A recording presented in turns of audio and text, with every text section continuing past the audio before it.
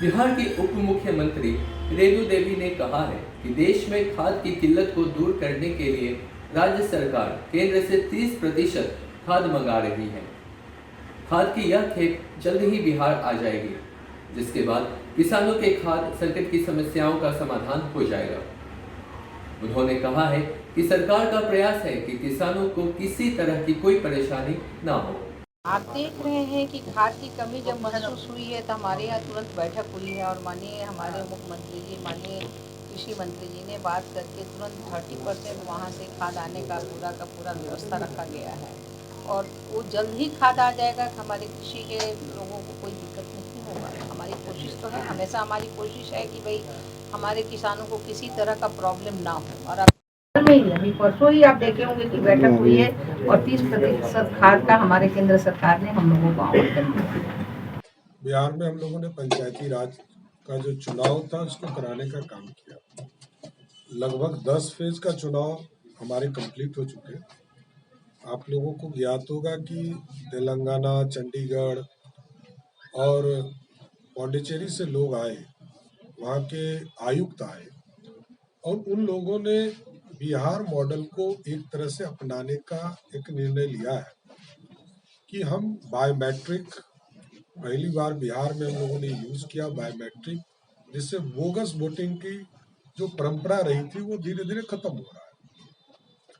दूसरा है कि एडीआर के माध्यम से जो काउंटिंग हॉल में कोई लिखने का प्रक्रिया खत्म किया गया, अब सीधा उसको रीडिंग कर लिया जाता है। यदि ईवीएम खुलते हैं वहां सीधा वेबकास्ट के माध्यम से उसको रीड करके इस प्रक्रिया को अपनाया गया, जिससे कि कोई जो गलतियां होती थी कि किसी को 500 आया तो उसको 400 लिख दिया, यह सारी प्रक्रिया खत्म हो गया। और बायोमेट्रिक और ईवीएम, ये 3 बड़े प्रयोग हम लोगों ने बिहार के पंचायती राज के चुनाव में किया। चुनाव के प्रोसेस, एक फेज का हमारा चुनाव बचा है जो 12 तारीख को चुनाव होने हैं कल, और इसके बाद बिहार में दूसरी प्रक्रिया हम अपनाएंगे, क्योंकि 14 को मूलतः सभी रिजल्ट आ जाएंगे और 2-3 दिन के बाद इसको पब्लिक भी करना है, गजट करना है।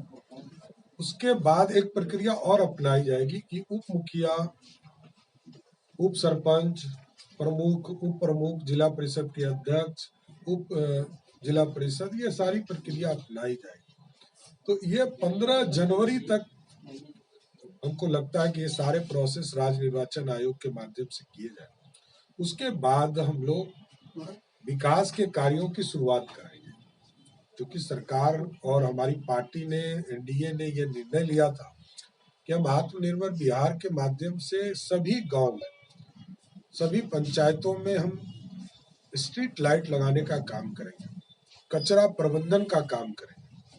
और आपने देखा कि वर्ल्ड लेवल पर अभी नरेंद्र मोदी जी, हमारे केंद्रीय मंत्री भूपेंद्र यादव जी गए थे और वहां पर पर्यावरण पर चर्चा हुई।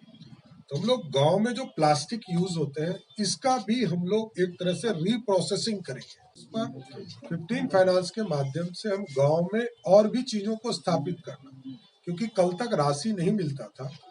आज नरेंद्र मोदी जी की सरकार में बिहार जैसे प्रदेश के एक एक मुखिया को प्रत्येक वित्तीय वर्ष में 1 से 2 करोड़ रुपया उपलब्ध हो रहा है। तो हम लोग स्ट्रीट लाइट लगाएंगे, सीसीटीवी कैमरा का प्रयोग करेंगे जो फुल ऑफ टेक्नोलॉजी रहेगा।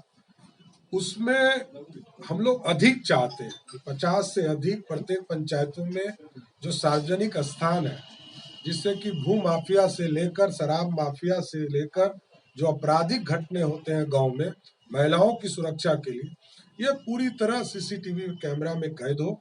और इसमें यदि स्थानीय जनप्रतिनिधि चाहते हैं कि उनके मोबाइल में ये ऐप्स को लोड किया जाए, वहाँ के थानेदार चाहते हैं, वहाँ के डीएसपी चाहते हैं, तो सभी के मोबाइल पे उपलब्ध कराया जाएगा कि हम मॉनिटरिंग भी कर सकें।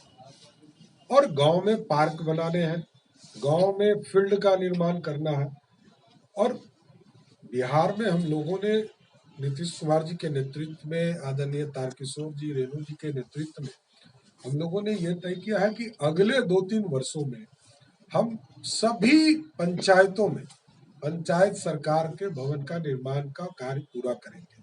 अभी तक हम लोग 3000 से अधिक जगह पर काम कर रहे हैं, इस कार्य को भी आगे करना है।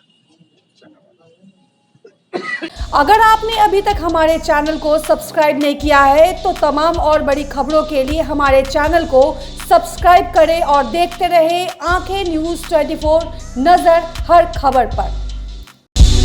क्या आप पत्रकारिता के क्षेत्र में अपना कैरियर बनाना चाहते हैं? तो आज ही royal Ashoka institute of mass communication and journalism में अपनी जगह सुनिश्चित करें। आर्यभट्ट ज्ञान विश्वविद्यालय पटना से मान्यता प्राप्त 100% प्लेसमेंट के साथ royal Ashoka institute of mass communication and journalism नामांकन जारी है।